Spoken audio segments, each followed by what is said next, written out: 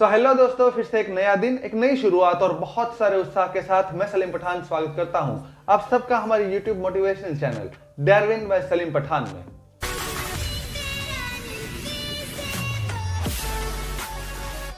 दोस्तों, इस वीडियो के थंबनेल को देखकर आपको पता चल ही गया होगा कि आज हम किस महान हस्ती के जीवन से प्रेरणा लेने वाले हैं। और वीडियो को शुरू करने से पहले अगर आपने चैनल को अभी तक सब्सक्राइब नहीं किया तो पहले प्लीज इसे सब्सक्राइब कर लीजिए ताकि हमारे बहुत ही जल्दी 500 सब्सक्राइबर हो जाए। जी हाँ दोस्तों, आज हम उन महान हस्ती के जीवन की बात करने वाले हैं जिनकी सादगी देखकर चीनी यात्री फयान ने कहा हुआ था कि जिस देश का महामंत्री झुपड़ियों में बसता हो उस देश की प्रजा महलों में राज करती है, और जिस देश का महामंत्री राजमहलों में रहता हो उस देश की प्रजा झुपड़ियों में बसती है। जी हाँ दोस्तों, आज हम उस हस्ती के बारे में बात करने वाले हैं जिसके पास राजा बनने के सारे गुण होने के बावजूद भी खुद राजा ना बनकर किसी और को राजा बनाने का संकल्प रखते थे। जी हाँ दोस्तों, वो महान हस्ती थे आचार्य चाणक्य। दोस्तों, आचार्य चाणक्य का असली नाम कौटिल्य था, पर पिता का नाम चाणक्य होने के कारण वो चाणक्य नाम से प्रसिद्ध हुए। तो चलिए दोस्तों, आचार्य चाणक्य के जीवन की शुरुआत से ही बातें शुरू करते हैं। आचार्य चाणक्य जब बहुत ही छोटे थे तब उनकी माता ने एक ज्योतिषी को बुलाया था उनकी कुंडली दिखाने के लिए। कुंडली देखने के बाद ज्योतिषी ने कहा कि आपके बेटे में राजयोग है, वो बहुत ही बड़ा राजा बनने वाला है। ये बातें सुनकर अगर हम सबकी माँ होती तो बहुत ही खुश हो जाती, पर आचार्य पंडित की माँ बहुत ही दुखी हो गई, क्योंकि उनकी माँ को लगता था कि अगर उनका बेटा राजा बन गया तो राजा बनने के बाद मिलने वाले भोग विलास में वो अपनी माँ को भूल जाएगा। इसी बात से दुखी होकर उन्होंने पंडित जी से फिर से पूछा कि आप ठीक से उनकी कुंडली देख लीजिए। पंडित जी ने कहा कि मेरी बात की पुष्टि करने के लिए आप अपने बच्चे के दांत को देख लेना। उनके आगे का दांत नागदांत होगा। नागदांत दोस्तों, नागदांत यानी धार वाला दांत। आचार्य पंडित की माँ ने चाणक्य को बुलाया और कहा कि अपने दांत दिखाओ। तो चाणक्य ने दांत दिखाया तो सबसे आगे वाला दांत नागदांत ही था। आचार्य चाणक्य की माँ देखकर बहुत ही जोर जोर से रोने लगी। आचार्य चाणक्य ने जब कारण पूछा तो उन्होंने कहा कि तुम्हारा एक जो दांत है वो नागदांत है। ये साबित करता है कि तुम भविष्य में बहुत ही बड़े राजा बनने वाले हैं। राजा बनने के बाद हो सकता है कि तुम मुझे भूल जाओ। दोस्तों, ये बातें सुनकर और माँ की आंखों में आंसू देखकर आचार्य पंडित ने तुरंत ही एक पत्थर उठाया और उसी पत्थर से वो अपना आगे वाला नागदांत तोड़ दिया और अपनी माँ को कहा कि माँ, तेरे लिए मैं ऐसे हजारों राजपाट कुर्बान कर दूंगा। दोस्तों, बचपन में माँ को दिए गए हुए इसी वचन के कारण राजा के सारे गुण होने के बावजूद भी आचार्य चाणक्य कभी राजा नहीं बने। दोस्तों, आचार्य चाणक्य अब युवा हो चुके थे और अपनी परंपरा के अनुसार वो एक पंडित वाली जिंदगी बिता रहे थे, पर दोस्तों उनकी दिमागी सोच तो एक राजाओं जैसे ही थी। इसलिए जब सिकंदर भारत में आने वाला था तो इस बात से वो बहुत ही चिंतित थे। इस बात के लिए वो मगध के राजा धनानंद से मिलने गए और राजा को कहा कि आपको कुछ ऐसा करना चाहिए कि जिससे सिकंदर अपने पांव भारत में जमा ही न सके। धनानंद एक बहुत ही क्रूर राजा था और वो सारे पैसे सिर्फ अय्याशी में उड़ाता था।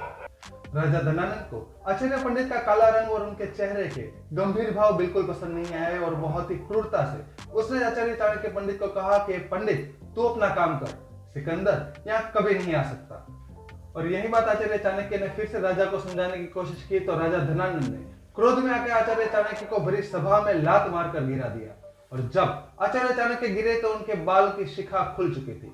दोस्तों, भरी सभा में अपना इतना बड़ा अपमान होने के कारण आचार्य चाणक्य ने प्रतिज्ञा ली कि वो तब तक ये केश नहीं बांधेंगे जब तक राजा धनानंद के पूरे वंश का वो नाश नहीं कर देते और उनकी जगह पर किसी योग्य राजा को ना बिठा दे। दोस्तों, अपनी इसी प्रतिज्ञा को पूरा करने के लिए वो बहुत सारे राजाओं से मिलने लगे और उसमें से देखने लगे कि कौन सा ऐसा योग्य राजा है जिन्हें वो अपना मार्गदर्शन देकर एक राजा बना सकता है, और कोई भी राजा उनके साथ जुड़ने के लिए तैयार नहीं थे। दोस्तों, आचार्य चाणक्य समझ चुके थे कि अब उन्हें खुद ही एक ऐसे इंसान की तलाश करनी होगी जो चाहे राजा ना हो पर राजा बनने के उनमें सारे गुण हो। दोस्तों, इसी सोच के कारण आचार्य चाणक्य को छोटी उम्र का एक 17-18 साल का ऐसा लड़का मिला जिसका नाम चंदू था। दोस्तों, चंदू वही है जो आकर चल के चंद्रगुप्त मौर्य बने।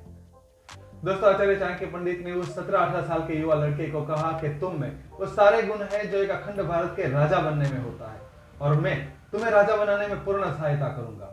तुम्हें सिर्फ वही कार्य करना है जो मैं तुमसे कहूंगा।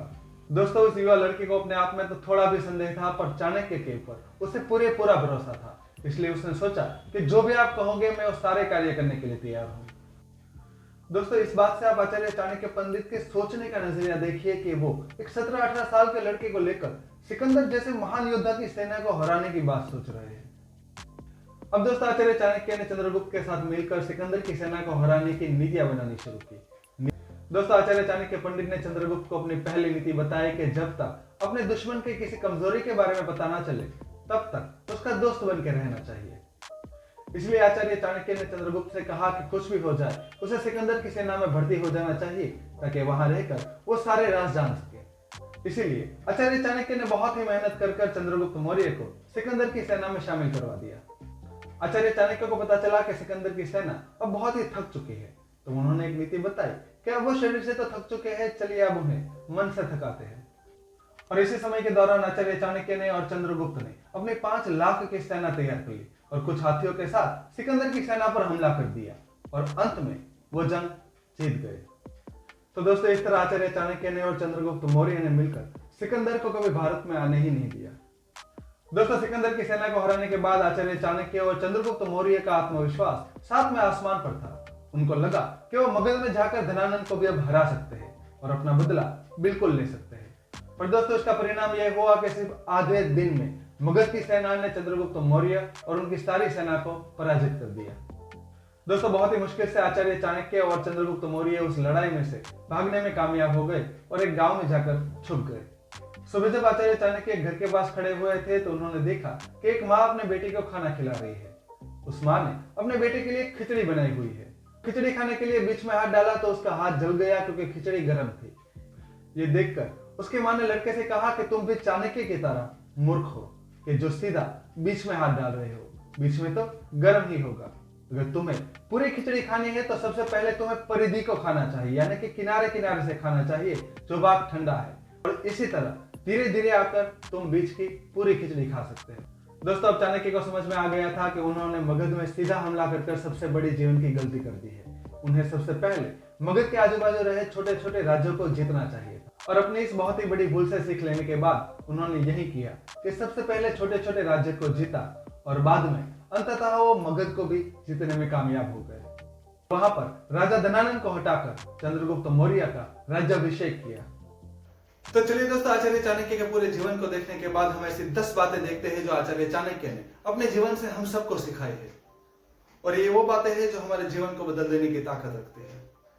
और दोस्तों ये बातें बुद्धि के भगवान माने जाने वाले आचार्य चाणक्य ने बताई है, तो इस बातों को बहुत ही ध्यान से सुनकर इसके ऊपर अमल करने की पूरी कोशिश करिएगा। चलिए दोस्तों मैं आपको बताता हूँ आचार्य चाणक्य ने कही हुई पहली बात पर दोस्तों हम सब मानते हैं कि सालों साल इंसान का चेहरा बदलता रहता है, और आचार्य चाणक्य इस बात को बहुत ही अच्छी तरह से समझाते हैं। आचार्य चाणक्य बताते हैं कि 20 साल तक व्यक्ति का चेहरा प्रकृति की देन है, 30 साल में व्यक्ति का चेहरा उसके उतार चढ़ाव की देन है, और 50 साल के बाद का चेहरा इंसान की सफलता और निष्फलता का प्रतीक माना जाता है। दोस्तों आचार्य चाणक्य की दूसरी सलाह थी कि जो इंसान सिर्फ भोजन ग्रहण करने के लिए अपने मुंह को खोलता है वो इंसान 1 साल में 100 साल जितने आनंद पा लेता है। दोस्तों इस बात से आचार्य चाणक्य हमें मौन की शक्ति के बारे में बताते हैं। तीसरी बात आचार्य चाणक्य कहते थे कि सांप के दांत में, बिच्छू के डंक में और मनुष्य के मन में हमेशा जहर ही होता है। चौथी बात अपने राज कभी किसी को मत बताया करो, ये बात तुम्हें एक दिन बर्बाद कर देगी। पांचवी बात आचार्य चाणक्य मानते थे कि हमें किसी और की गलतियों से सीखना चाहिए, क्योंकि सब कुछ खुद अनुभव करके सीखने के लिए ये जिंदगी बहुत ही छोटी है। दोस्तों आचार्य चाणक्य मानते थे कि हर एक मित्रता में कोई ना कोई स्वार्थ होता ही है, कोई भी ऐसी मित्रता नहीं है जिसके अंदर कोई स्वार्थ ना हो। दोस्तों आचार्य चाणक्य पंडित हमें सिखाते हैं कि अहंकार उस इंसान को होता है जिसे बिना मेहनत के सब कुछ मिल जाता है। मेहनत कर सफलता पाने वाला दूसरों की भी मेहनत का सम्मान करता है। दोस्तों आचार्य चाणक्य पंडित हमें सिखाते हैं कि अगर कोई भी इंसान आपके अच्छे होने पर शक करता है तो यह आपके लिए गर्व की बात है, क्योंकि शक यानी कि संदेह हमेशा सोने की शुद्धता पर होता है, कोयले की कालिक पर नहीं। दोस्तों आचार्य चाणक्य पंडित कहते हैं कि इंसान में किसी भी प्रकार के भय से ज्यादा बदनामी का भय सबसे अधिक होता है। दोस्तों आचार्य चाणक्य पंडित आगे कहते हैं कि मैदान में हारा हुआ फिर भी जीत सकता है, पर अपने मन से हारा हुआ कभी नहीं जीत सकता। इसलिए अपने आत्मविश्वास पर कार्य करें, क्योंकि आपका आत्मविश्वास ही आपकी सर्वश्रेष्ठ पूंजी है। दोस्तों आचार्य चाणक्य पंडित के जीवन की एक आखिरी बात जिसमें इंसान के हर एक कार्य को सफल बनाने का गुरु मंत्र छुपा हुआ है। जी हाँ दोस्तों, इस बारे में आपने हमेशा सुना भी होगा, और जरूरत है तो हमें इसे बहुत ही अच्छी तरह से समझकर उसके ऊपर अमल करने की। दोस्तों वो गुरु मंत्र है साम दाम दंड भेद। तो दोस्तों, ये मेरी कोशिश थी बुद्धि के भगवान माने जाने वाले आचार्य चाणक्य के जीवन से कुछ बातें खुद सीखकर आपको भी सिखाने की। अगर आपको मेरी ये कोशिश पसंद आई है तो इस चैनल को सब्सक्राइब कर लीजिए और इस वीडियो को लाइक करके प्लीज अपनी कमेंट भी दीजिएगा। मुझे आपकी कमेंट का इंतजार रहेगा। दोस्तों, ऐसे बहुत सारे वीडियो हमने आपके लिए अपलोड कर दिए हैं। अगर आपको महान हस्तियों के विचार जानने का शौक है तो हमारे सारे वीडियो जरूर देखिएगा। दोस्तों, मुझे व्यक्तिगत जीवन में भी जानने के लिए आप हमारी ब्लॉगिंग चैनल सलीम अफसाना ब्लॉग को भी सब्सक्राइब कर सकते हैं, जहां पर मैं अपनी फैमिली के साथ बिताए हुए पलों को अपलोड करता हूं।